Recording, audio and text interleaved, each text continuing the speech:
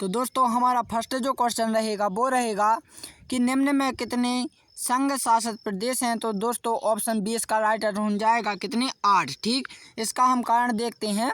तो कारण है जम्मू कश्मीर राज्य के पुनर्गठन के पश्चात भारत में कुल 9 संघ शासित प्रदेश हो गए थे, जिसमें एक चंडीगढ़ है, दूसरा दिल्ली है, तीसरा कौन सा है दमन है, दमन और दीप है, और चौथा दादरा और नगर हवेली है, पांचवा क्या है लक्षद्वीप है, और छठा क्या है अंडमान निकोबार द्वीप समूह है, और सातवां है पुडुचेरी, और आठवां है क्या जम्मू कश्मीर, और नौवां है लद्दाख। ठीक, परंतु दादरा व नगर हवेली तथा दमन व दीप के विलय के पश्चात अब भारत में कितने 8 संघ शासित प्रदेश हैं।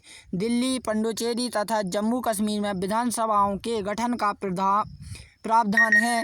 वर्तमान में राज्यों की कुल संख्या कितनी है दोस्तों 28 है। ठीक, तो ये उसका रीजन है। जहाँ पर भी आप ये क्वेश्चन को टाइप करेंगे उसके नीचे नोट डालकर ये भी टाइप कर लेना। ठीक दोस्तों, आज मेरा थोड़ा गला अच्छा नहीं है, इसलिए दोस्तों आप स्वयं भी पढ़ते चलना ताकि आपको क्या समझने में कोई दिक्कत ना आए। ठीक, और दोस्तों आप मुझे निसंकोच होगा कमेंट में बता सकते हैं ताकि मैं आपको और भी सरल भाषा में समझने का प्रयास कर सकूं। ठीक, तो दोस्तों हमारा सेकंड जो सवाल रहेगा क्वेश्चन कि निम्न संविधान संशोधन द्वारा दिल्ली को राष्ट्रीय राजधानी क्षेत्र का दर्जा प्रदान किया गया, यानी कब किया गया। तो दोस्तों संविधान सभा के किस अनुच्छेद के तहत, तो दोस्तों वो है 69वां। ठीक, क्या है 69वां। ठीक, अब इसका हम रीजन देखते हैं कि 69वें संविधान संशोधन अधिनियम 1991 ये आपको डेट रखना है, ये डेट पूछी जा चुकी है। ठीक, के तहत संविधान के अनुच्छेद 291 का ठीक ये क्या है दोस्तों, जो का खा व गा जो होते हैं ये क्या संविधान के खंड होते हैं, जैसे भाग 1 होता है, भाग 2 होते हैं। ठीक, इसी प्रकार दोस्तों ये भी का खा ये इस प्रकार से होते हैं। ठीक, तो आप पूरा रखना अनुच्छेद 239 के में। ठीक, एवं अनुच्छेद 239 का और खा दोनों में ठीक को जोड़ा गया। इसके द्वारा देश की राजधानी दिल्ली को संघ राज्य की श्रेणी में कायम रखते हुए ठीक इसके लिए एक विधानसभा और मंत्रिपरिषद का उपबंध किया गया, और संघ राज्य क्षेत्र दिल्ली को अब राष्ट्रीय राजधानी क्षेत्र दिल्ली के नाम से भी जाना जाता है। तो ये उसके नोट उसके जस्ट नीचे डाल लीजिएगा। ठीक, नेक्स्ट जो क्वेश्चन रहेगा हमारा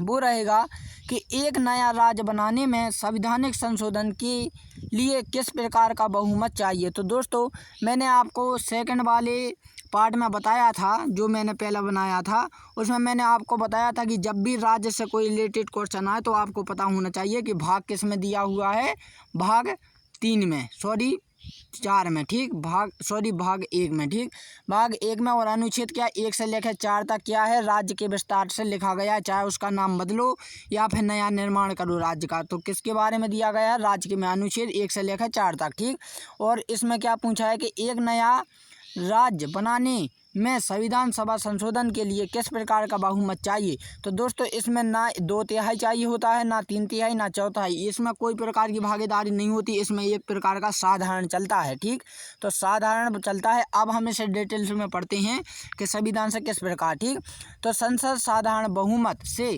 किसी नए राज्य का गठन तथा वर्तमान राज्य के क्षेत्र सीमाओं या नामों में परिवर्तन कर सकती है, परंतु इसके लिए संवैधानिक विधायक राष्ट्रपति की सिफारिश हो से ही संसद में प्रस्तुत किया जाएगा।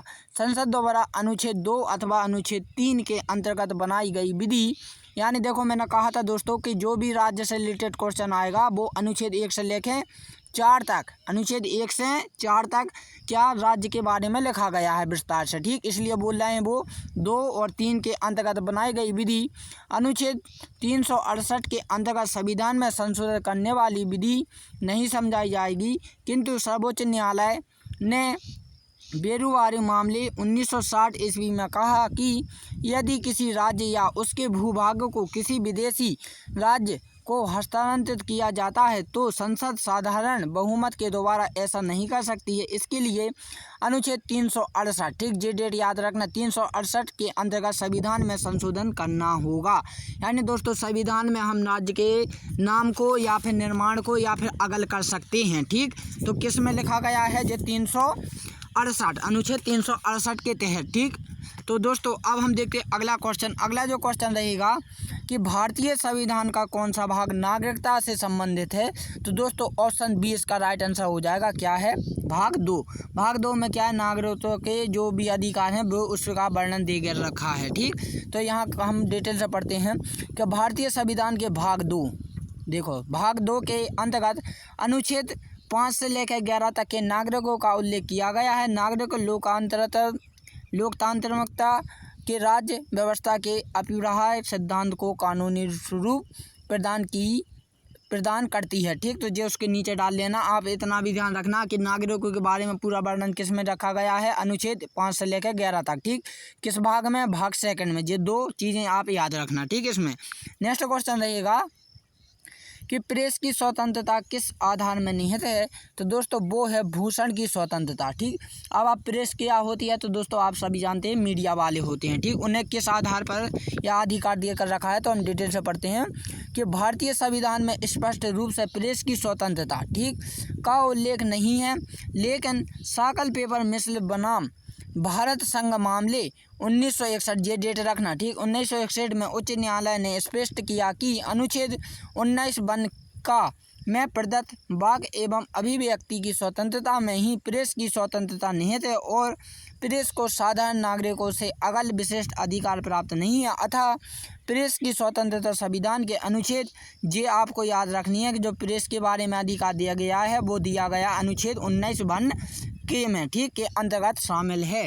तो ये आपको अनुच्छेद इसमें याद रखना और ये डेट रखना कि किस आधार पर दी गई थी, सन 1961 में उच्च न्यायालय की। ठीक, तो दोस्तों अब सेकंड क्वेश्चन रहेगा कि किस वर्ष में जनगण मन, जो हम जनगण मन गाते हैं ना, राष्ट्रगान है, को भारत के राष्ट्रगान के रूप में अपनाया गया, यानी भारत ने उस गाना को कब अपनाया है राष्ट्रीय गान के रूप में। ठीक, तो वो बनाया है 1950 में। अब डिटेल से पढ़ते हैं कि इसे किसने लिखा है और कब लिखा था। ठीक, तो जनगण मन की रचना रविंद्रनाथ टैगोर ने की है वर्ष 1911 में। ठीक, इसे संविधान सभा द्वारा राष्ट्रगान के स्वरूप में 24 जनवरी 1950 को अपनाया गया। ये डेट आप याद रखना। ठीक, 24 जनवरी 1950 को। ठीक, राष्ट्रगान के गायन का समय कितना होता है? 52 सेकंड। ये भी आपको याद रखना। ठीक, जनगण मन को पहली बार 1911 में भारतीय राष्ट्रीय कांग्रेस के कलकत्ता अधिवेशन में गाया गया था, जिसकी अध्यक्षता विश्व नारायण धन ने ली थी। ठीक, अब नेक्स्ट क्वेश्चन देखते हैं दोस्तों।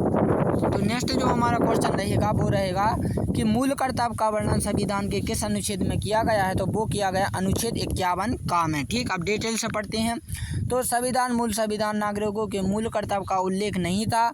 इसे समझदार स्वर्ण सेन समिति को सिफारिश के आधार पर 42वें संविधान संशोधन अधिनियम 1976 द्वारा संविधान के एक नया भाग 4 में अनुच्छेद 51 का जोड़कर नागरिकों के लिए 10 मूल कर्तव्यों को शामिल किया गया। 11वां मूल कर्तव्य 86वें संशोधन अधिनियम 2002 में जोड़ा गया। इस प्रकार वर्तमान में कुल 11 मूल कर्तव्य हैं जो कि हम पढ़ते हैं। मौलिक जो कर्तव्य होते हैं ना हमारे, वो कितने हैं? 11 हैं। ठीक, भारतीय संविधान में मौलिक कर्तव्यों को सोवियत संघ रूस के संविधान से लिया गया, यानी दोस्तों जो सोवियत संघ है ना, रूस की एक कमेटी है, उससे लिया गया है। ठीक, तो दोस्तों यदि आपको ये वीडियो अच्छी लगी है तो प्लीज़ इस वीडियो को लाइक एंड सब्सक्राइब जरूर करने, साथ ही साथ इसे शेयर भी कर दें ताकि दूसरे व्यक्ति भी इस वीडियो का लाभ उठा सकें। तो दोस्तों ये क्वेश्चन आप लोग मुझे कमेंट करके बताएंगे।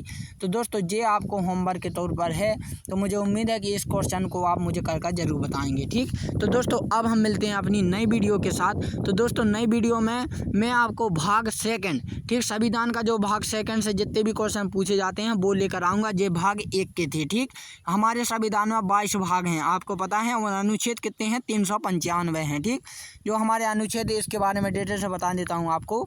हमारे भारतीय संविधान में कितने हैं दोस्तों? अनुच्छेद हैं 395। ठीक, और यदि भाग की बात की जाए तो 22 हैं। ठीक, और 9 क्या हैं? अनुसूचित जातियाँ हैं। ठीक, तो ये चीज़ें याद रखना। हम भाग 1 की वीडियो है ये। ठीक, संविधान को आप 2 वाली जो वीडियो लेकर आऊँगा दोस्तों वो लेकर आऊँगा भाग 2 की। ठीक, भाग 2 में जितने भी क्वेश्चन पूछे जा चुके हैं उन क्वेश्चनों को मैं आपके सामने लाऊंगा। तो दोस्तों अब मिलते हैं हम अपनी अगली वीडियो में, तब के लिए जय हिंद एंड जय भारत।